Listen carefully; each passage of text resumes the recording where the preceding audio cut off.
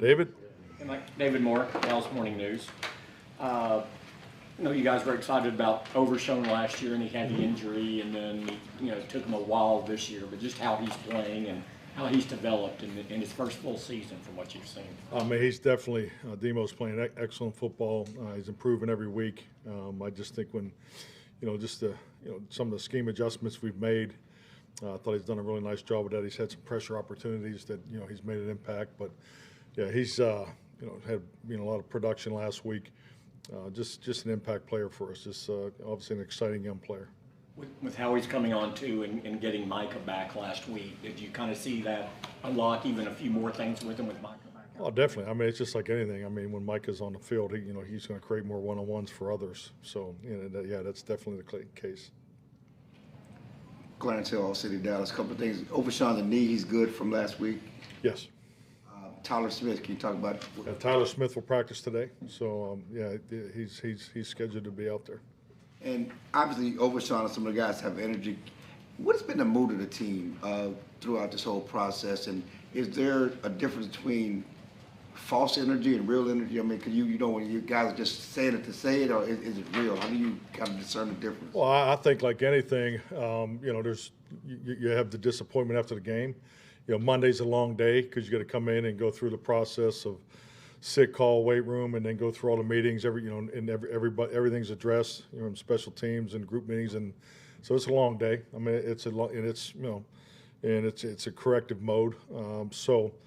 They're very attentive, very coachable, accountable, and then really Wednesday is you kind of open the door to the next opportunity. So, yeah, I thought practice was solid. I wouldn't say it was the greatest Wednesday practice we had all year, but it was definitely above the line as far as how I judge it. Both visually and GPS and all the instruments that we have. So this is our most important day today. So I look for us to have we had our Thursday practice last week was a very good practice in the terms of what you're looking for in a Thursday practice. So yeah, it's important for us to stay in the moment and so forth, and and everybody has a responsibility to manage what's going on around them. I'm Mike Todd Archer with ESPN. You talked a few weeks ago about you knew there'd be an adjustment to Mike Zimmer's defense when he came in and different things that he's bringing. How do you feel he's adjusted as the year's gone on without having guys? It seems like you've changed from fronts, added different packages at 3 down linemen. Yeah, definitely. Mike's done this a long time. Obviously, there's patterns, themes, trends that go on throughout this league, and when you are in the league for a number of decades, you understand what they are, where they come from, and and I think the biggest thing is having a foundation of a system, and that's why it was important to let Mike put his system in. Because it's not really as much as the starting point; it's the variations and the adjustments. You got to be proactive in your adjustments and anticipate how things are going to go. And that's kind of what we're going through right now. And then you couple that with the injuries and things we've had to deal with. So I think he's navigating it well. And with Houston's defense, San Francisco, is that how you look at it? Yeah, definitely very very comparable. Schematically. Player profile, the emphasis, how they want to play. So there's a lot of similarities, yes. Jon Gruden with The Athletic, kind of somewhat similar question to that. With D'Amico Ryans in particular, I mean, you've gone against him in different stops. Is there anything like when you just turn on the tape, you're like, this looks like a D'Amico Ryans defense? Is there anything that stands out? Yeah, definitely. I mean, when I look at them this year, I see a very similar to 2022, as I recall the competition of those games. So, but we're just we're a little different. I mean, this team's different, so you play to your matchups like you do every game. Calvin Watkins, Dallas Morning News. How is Tyler Guyton, obviously a young player? How do you think he's responded to? He was sick, he got hurt. Now you got competition at that position. How do you think he's responding to everything? Tyler's been very consistent. With his approach. I mean, there's a newness. He's young. I mean, he's young. This is the first time going through, a long season like this, and we're only halfway there. So, but it definitely feels a lot better this week than he did at this point last week. So, it's I thought he looked like himself yesterday. In the draft process with young players in general, how much do you factor in when adversity hits? How will they handle that? Because it does Definitely, happen. it's definitely part of their personality profile, and I mean, it's just like anything. To be on that board, they're obviously above the line, physically with their traits and what you're looking for. The reality of it's really the mental and emotional. That's where the true evaluation is, and that's the hurdle that everybody has to go over in this business to be successful. Saudis with The Athletic. Mike, actually going off of that, just how do you balance as a coach the thing of having the best player available out there on the field versus if you bench a young guy or whatever, something like that happens, then it could shoot their confidence and things like that? Yeah, so I think just staying in the fact. I've never looked at it as 11 on 11. I mean, you have to, it's just something as simple as when they come and they ask, who do you want to be announced? For the starting lineup at the game for the offense, you never or defense, you never announce 11 guys. So I mean, I think you just always have to factor that into your thinking. I mean, you never have enough players, young or old. So, and the young guys, yes, you're definitely you want them to get started. You want to make sure you're doing the best you can to keep them in positions to be successful. That's all part of the planning that goes on. That's why when you get into the spring, you come out of the scheme evaluation period, and then you start building your scheme implementation phase. But there's still that draft class that you have to make sure you have some room to build into what your menu is going to look like. So I mean, to me, these things are all built in. The process that starts back into the spring for our young players. And you're getting into the area of 10 games-ish now. Mm-hmm. What you talk about a rookie wall and things, is this around the time when rookies start hitting that, or when do you see that happen? It's different for everybody, and I think really how much they played, so their health and so forth. But yes, I mean we're definitely aware of it. This is the longest professional year of their life. You think about everything that's gone into what they poured into their last year or their senior year in college. Then as soon as that's over, they have to get ready for the draft process. So there's a whole different level of training and things that they go through there.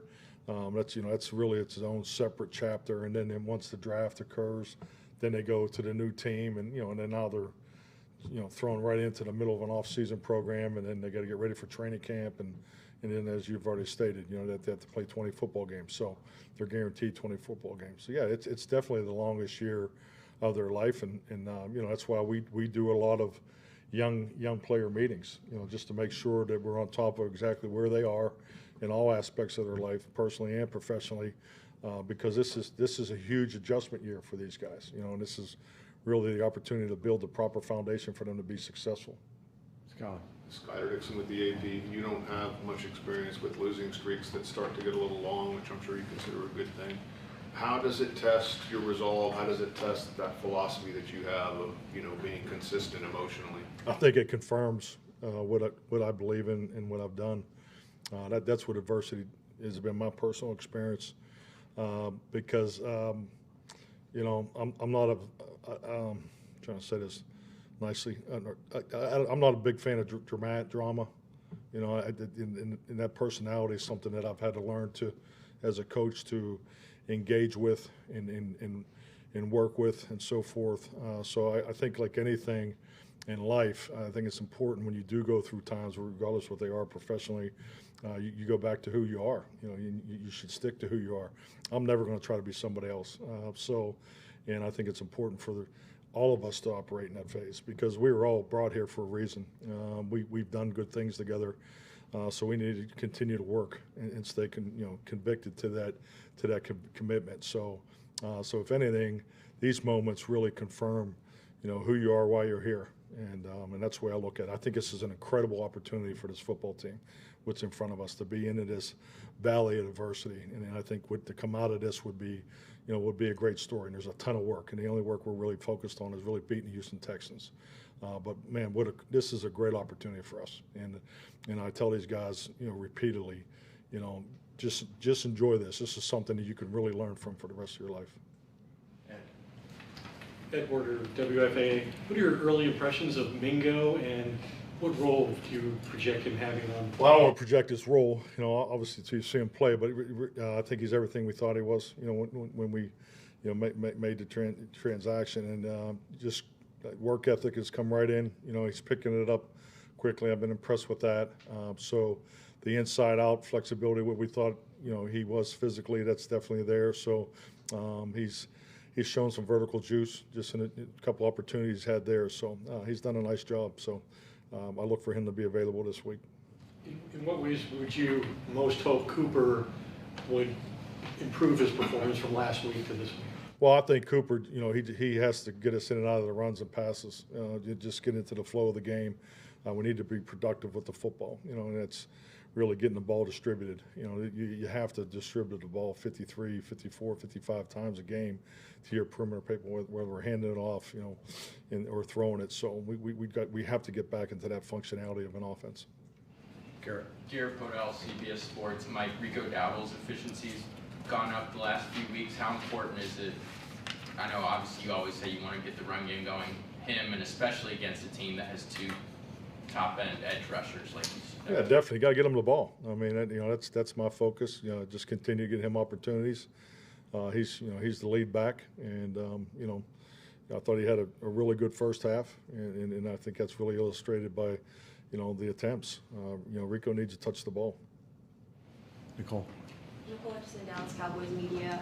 How does a receiver improve on creating separation? Is it technique? Is it speed? What is it exactly?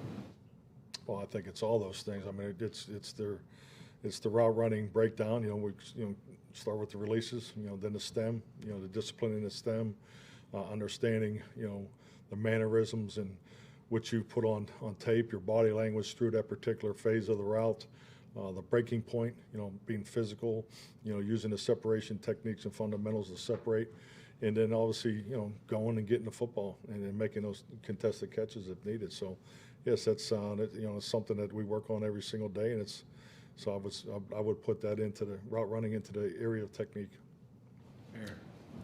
Aaron Gathers, Lone Star Live.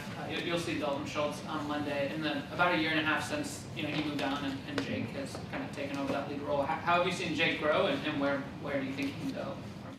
Jake? Yeah. I think Jake is an excellent player, and he's our number one tight end, and he does a good job not only on the field but commanding that room, and obviously you had a chance to be with Dalton and learn from a guy that's taking full advantage of his opportunity when it came. So, but yeah, Jake Ferguson's one of our key guys on offense. Going back to that offseason, were you pretty confident that Jake was ready to sort of become?